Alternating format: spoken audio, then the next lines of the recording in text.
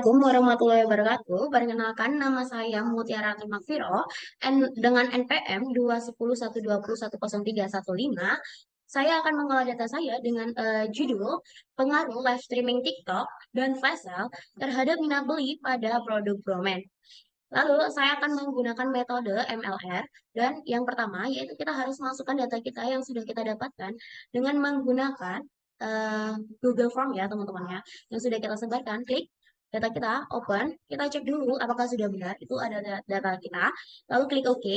Setelah itu kita ganti nominal menjadi ordinal, ordinal lalu yang ini scale, ordinal, ordinal, scale, ordinal, ordinal, dan yang terakhir yaitu scale. Sebentar. Nah, lalu kita akan menguji instrumen yaitu uji reliabilitas dan validitas.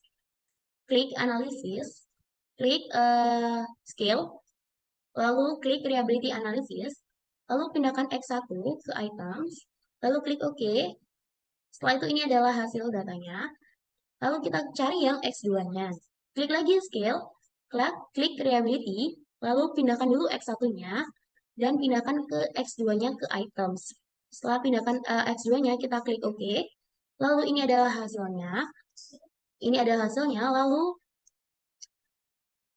kita cari yang Y ya teman-teman. Klik analisis lagi, klik scale, reliability, dan pindahkan dulu X2-nya. Setelah itu pindahkan Y1-nya, Y1, Y1.2. Setelah itu kita klik OK. Nah, ini adalah hasilnya. Lalu kita akan mencari validitasnya. Klik analisis lagi. Lalu klik percolate. Klik bivariate. Setelah itu pindahkan X1-nya. Lalu kita klik OK. Nah, ini adalah hasilnya. Lalu kita akan mencari yang X2-nya. Klik lagi percolate bivariate. Setelah itu pindahkan dulu X1-nya. Kita pindahkan X2-nya ke variables. Setelah itu kita klik OK. Nah, ini adalah hasilnya, ini adalah hasilnya. Lalu kita akan mencari yang Y-nya ya. Lalu kita klik lagi calculate, kita klik bivariate dan pindahkan dulu X2-nya. Kita pindahkan dulu X2-nya. Setelah itu pindahkan Y1-nya ke variabel. Klik OK. Setelah itu ini adalah hasilnya. Lalu kita akan mencari uji asumsi klasik dan regresi. Klik analisis lagi, lalu klik regression, klik linear, dan Y-nya kita taruh di dependent, X-nya dipindah ke independent. Dan X2-nya juga, selalu klik statistik, klik jangan lupa covariance dan collinearity, setelah itu klik continue, klik plots, dan klik separate, pindahkan ke X. Seri set itu kita bedakan ke Y. Setelah itu jangan lupa klik heterogram dan normal. Normal probability. Setelah itu klik continue. Nah, kita klik OK. Setelah itu ini adalah hasilnya. Saya akan menjelaskan variabel diterima jika memiliki Cronbridge alpha lebih dari 0,7 dengan toleransi nilai kurang 0,6. Dari hasil uji reliabilitas yang sudah dilakukan, dapat diketahui bahwa variabel independen X1 mendapat 0,34 dan X2 dengan 0,44. Dapat dikatakan tidak reliabel karena kurang dari 0,7. Namun, ketika diuji, variabel Y menunjukkan nilai 0,75 dapat dikatakan reliabel karena lebih dari 0,7. Lalu, setelah itu, uji validitas dapat dikatakan valid apabila jika hasil uji validitas menunjukkan bahwa setiap item pertanyaan dari setiap variabel menunjukkan nilai signifikasi lebih dari 0,05 sehingga dapat penelitian dikatakan valid.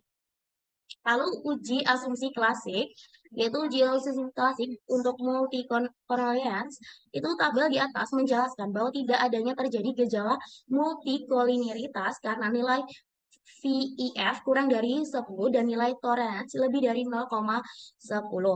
Lalu yang normalitas, data dapat dikatakan terdistribusi normal karena dapat pada grafik di atas terlihat titik-titik menyebar di sekitar garis diagonal serta penyebarannya mengikuti ke arah garis diagonal. Lalu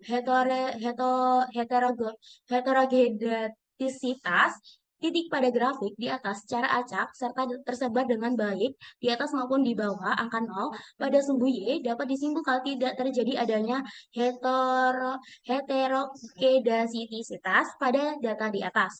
Lalu kita ke uji T parsial.